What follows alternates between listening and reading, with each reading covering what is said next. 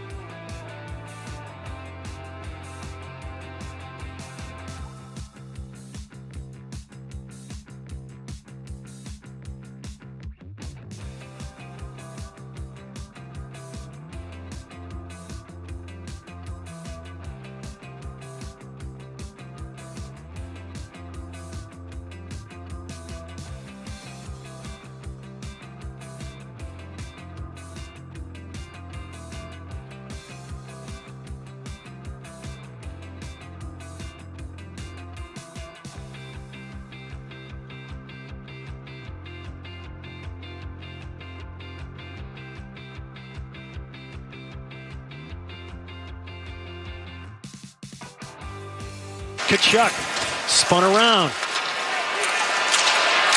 They joust for it back of the Bruins net. Carlo trying to find it. Can't. Right circle, Verhaeghe. Shoots, he scores! Carter Verhaeghe in the right circle. Able to sneak it inside the near post. The Florida Panthers victorious in overtime. 4-3 over the Boston Bruins. And they will move on to the second round.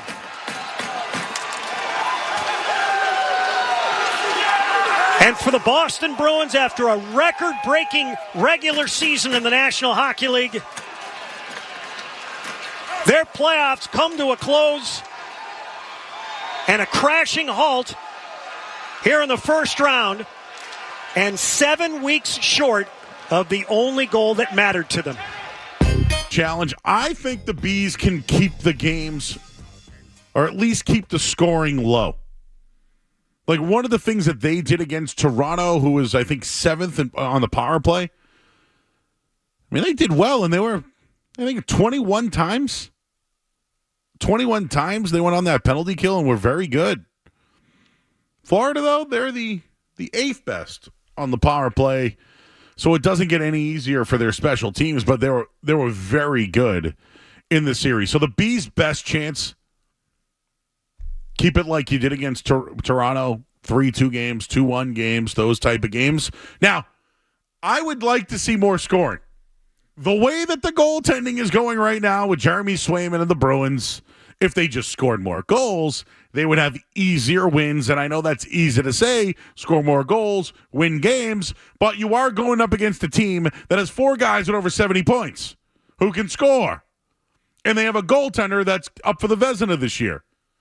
And a team that's hungry after losing in the Stanley Cup, reloading at the deadline, and here they are against a team that they beat just a year ago, but they lost to 4 times in the regular season. The Bees have a shot here. But here's the deal. Their defense needs to be better, and their goaltending needs to stay consistent. And this is why I bring up, in my opinion, I would go Ullmark game 1. I understand Swayman's the greatest goalie on the planet right now, and anyone who even considers it is dumb. Yes, I get it, but in this world, people look at numbers and analytics, and yes, the people who look at the analytics will tell you, oh, why would you ever make that move? And then the people who don't look at it show you the analytics, so I'm going to do both. You should start Swayman because you're hot. I get it, but I think they should go with Ullmark, and here's why. Ullmark, 12-3-1. in 16 games against Florida. He's done well against them. He's been the better goaltender against Florida over Jeremy Swayman, who's 1-1-1. Now, last year in the playoffs, Ullmark got 3 wins. 3 wins. Things didn't end well for Ullmark, though. He gave up 6 goals in a game 6 when they could have closed them out. We all remember that, but the excuse was he was hurt. Ullmark has better numbers than Swayman. That doesn't mean Swayman shouldn't be the starter in game 1. That's fine. I'm just telling you what I would do and giving you the numbers.